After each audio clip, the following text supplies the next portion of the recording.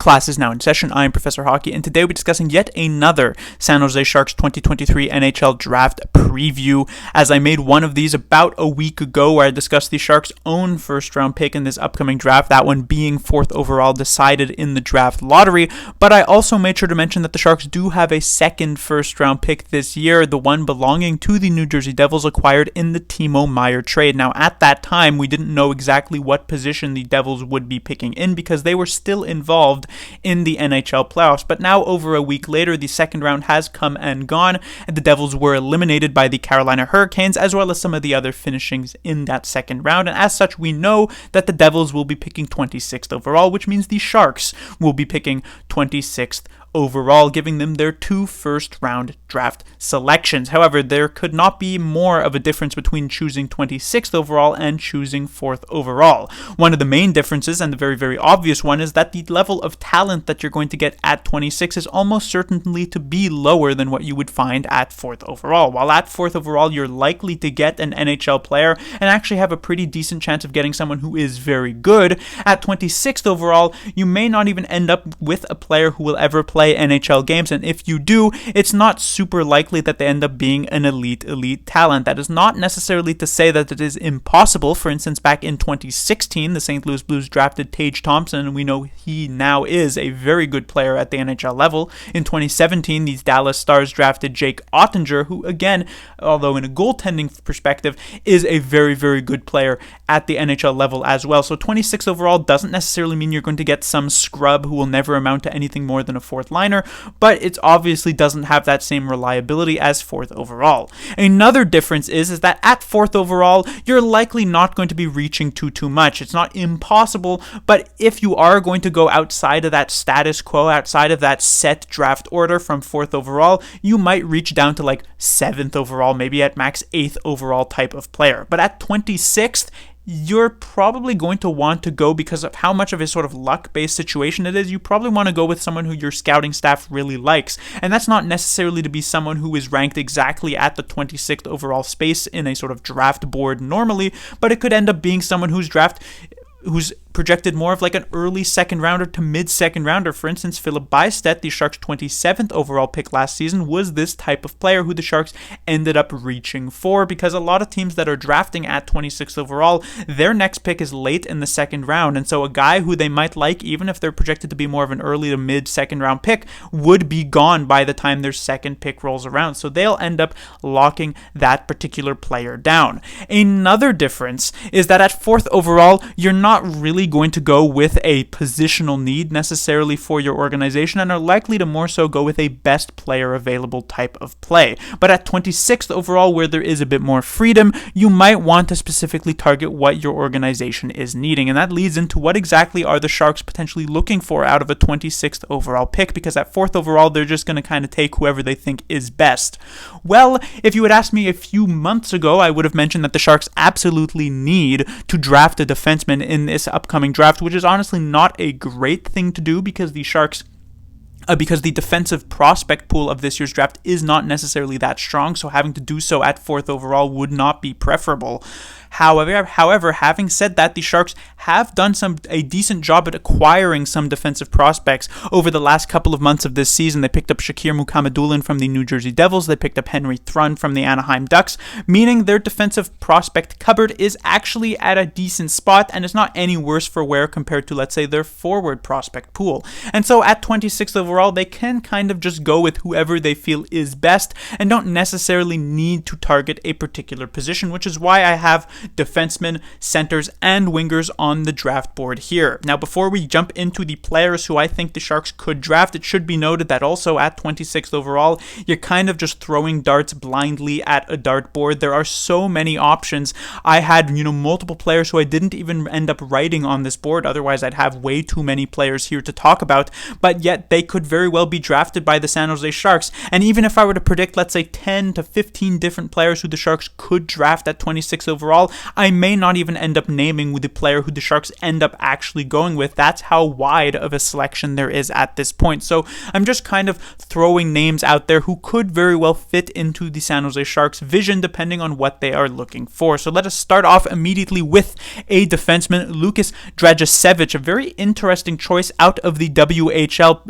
It's, like I mentioned, a pretty weak year for defensemen, and if we were to take a look at it, he may very well end up being the best offensive defenseman in this year's draft, or at least have the best offensive skills of this year's draft. Very, very impressive player out of the WHL. As a defenseman, he was ranked 4th in terms of points, but remember, in the WHL, you can have players who are not necessarily just in their draft year, but also a year or two removed from their draft year, who are much older, much more sort of physically developed, so they'll likely lead the way. But in terms of draft year defensemen, Dragicevic leads the way by a massive margin, 75 points in just over 50 games, so extremely impressive. But he's also the type of offensive player on the back end who you're thinking only really got into being a defenseman because it meant that they would get more ice time than being a forward, because he's kind of more like a 4th forward out there, which is not necessarily an insult to his play. There are a lot of defensemen at the NHL level who are this type of player. We saw the Sharks have a couple of them in the past, Brent Burns, of course, but currently Erik Karlsson fits that bill as a 100-plus point defenseman for the San Jose Sharks, who is maybe not the best at defense. And so while Dragicevic doesn't necessarily fail in that particular aspect, you can definitely tell that he's more willing to exert that effort on the offensive side of things compared to the defensive side of things. Still very young, and that's the type of habits that can be ironed out a bit, and being able to go for that very high-end talent could be something that the Sharks want out of their 26th overall pick, but they could also go slightly more safe, which does bring us to the second defenseman on this list, that one being Oliver Bonk, who's a completely different player from Dragicevic. While Dragicevic is pretty much all offense, not much defense, Bonk is not necessarily the exact opposite, as he does have a strong defensive game, but still a decent bit of offense to it as well. But he would project more that at his best to be like, let's say, a second pairing, solid stay-at-home type of guy who might put up, let's say, 30 points at the NHL level in 82 games. But it is definitely a much safer option, while there is a very real chance that Dragicevic never actually touches the NHL because he can't really iron out those defensive deficiencies in his game. Bonk is not necessarily a sure thing, but a decent chance at being able to, at the very least, become a bottom pairing defenseman over these next few years. And so if the Sharks want to go with a slightly safer option, he is the type of guy who they can go with. He's out of the OHL with the London Knights, doing a very good job with that team that is actually making a run in the playoffs, and so him to be able to contribute in that particular role is quite nice to see. Now, those are a couple of the defensemen that the Sharks could go with, but they could also very well go with a forward if they want. Like I said, with the acquisitions of Thrun and Mukhamadullin, it is not as pressing of a position as it was maybe a few months ago. So let us now move on to a forward, the first one being Otto Stenberg out of Sweden. So unless the Sharks land Leo Carlsson at 4th overall, which is looking more unlikely as each day goes by, they'll likely end up taking a Matvei Mishkov or a Will Smith, depending on what choice they end up making. Stenberg could be the opportunity for the Sharks to continue the tradition here of the San Jose Sharks picking a Swedish player in the first round, having done so with Bystedt last year and Eklund a couple years back. Now, Stenberg's a very interesting choice because he has played a bunch of games in the SHL this season, but in terms of point totals, hasn't been super impressive. Only has about 3 points in the 25 SHL games that he has played. Now, that obviously looks not very good, but it should be remembered that last year, the Sharks took Philip Bystedt at 27th overall, and he only had about 2 points in the 20 or so SHL games that he played. It's very difficult as a draft-eligible player to compete in Sweden's highest league. But what is very interesting about Stenberg is that he played for Sweden at the under-18 tournament, and in 7 games managed 16 points during that time, compared to Philip Bystedt when he played the under-18s in his draft year. He had nowhere near that type of point production. So Stenberg very well shows that amongst his peers he can put up very significant point totals, even if at sort of that man's level he isn't necessarily super competitive like Leo Carlsson, the expected 3rd overall pick this year's draft, is. So Stenberg could be a strong offensive choice for the San Jose Sharks if they continue to put that confidence into their Swedish scouting staff, and he could be the type of player who may very well end up as a middle six to potentially even top six player for the San Jose Sharks with a bit of luck. On top of that, he can also play both at center as well as on the wing, giving the Sharks a little bit of added extra flexibility, making him just slightly better as a draft pick as well.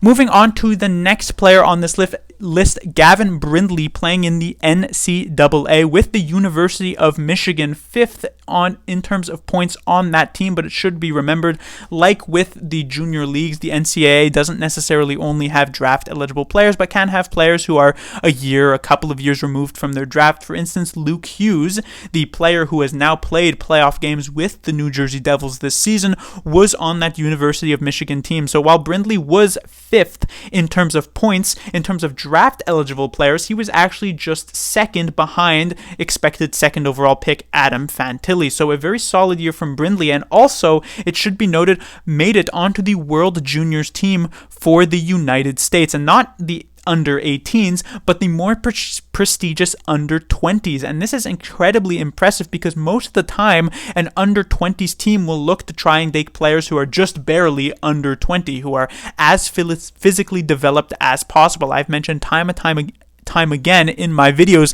that the difference between a 17-year-old to an 18-year-old to a 19-year-old is massive, especially when you consider that same difference 10 years into the future between a 27, 28, and 29-year-old. And so for Brindley to actually make that team as a draft-eligible player shows the type of responsibility that is thrust onto him and the fact that he's able to live up to that. He was one of only 3 draft-eligible players on that team. Now, Brindley is a slightly smaller statured player at, I believe, just 5'9", and yet is still the type of player who shows exceptional speed, a lot of hard work, as also is a very strong two-way player. So kind of like how Oliver Bonk was on the defensive side of things, Brindley is the type of player who you don't necessarily doubt that he can make it to the NHL, but he doesn't necessarily have a very high ceiling where you can expect him to end up as a top-line player or even a second-line player. But he is the type of player who you could very well see as a third liner, a strong forechecker, just the type of guy who you love to have on your team and you want to have on your team, kind of like a Mikey Eyssimont in a way, if you were going to use a player who has played with the San Jose Sharks this season as a comparison. So he can be a somewhat safe-ish bet for the San Jose Sharks if they want, though the size may turn Mike Greer off slightly because he is more inclined to go with the bigger type of players as we have seen in the past. And then finally, the last player on this list, they have Daniil But out of Russia, a left winger. So if the Sharks decide to pass originally at 4th overall on Matvei Mishkov, they still can get a Russian winger if they want with a very high skill ceiling. The major difference, of course, being that But is obviously significantly less skilled than Mishkov, who is playing in the KHL in his draft year, which is incredibly impressive and putting up a ton of points there. But was playing in the Russian Development League, point per game player there, but also a major difference between him and Mishkov is the fact that Mishkov is incredibly small, less than 150 pounds at least at the moment, while But is 6'5" at over 200 pounds. Now, normally in a development league, that is a bit of a red flag for me, like I've mentioned in the past when it came to a player like Brandon Coe in the San Jose Sharks organization playing in the OHL, because a more physically developed player can really push around these like 18 to 17-year-old players. But the slightly good news, I guess you could say, that is also kind of bad news for his prospective NHL chances is that he doesn't necessarily assert himself with his physicality. He's not pushing players around and is more so contributing on the score sheet through his amazing shot and his just general read of the game on the power play, for instance, as well. His body is actually something he would like to learn more to use to be able to assert himself on the ice, and he probably could have even more points with that type of skill under his belt. But like I mentioned, he is an extremely high skill ceiling type of player. Technically, if everything goes right, he could very well end up as a top 6 forward at the NHL level over the next few years, an incredibly strong power play contributor. But at the same time, if his skating doesn't necessarily improve, if indeed it was the smoke and mirrors of having just a bigger bodied player in a developmental league, if that ends up being the case, it's also quite possible that he never really pans out at an NHL level. So if the Sharks want to go with a risky Russian type of skill forward later on in the draft at 26 overall, they absolutely could. or if they want to go slightly safer, there are options there as well. So like I said, I have 5 names here. It's very possible the Sharks do not end up taking any of these players. It's also technically possible the Sharks either trade up in the draft or trade down. You never know what they might try to do with the 26th overall pick. Mike Grier can be relatively unpredictable considering what he did last year with the 11th overall pick.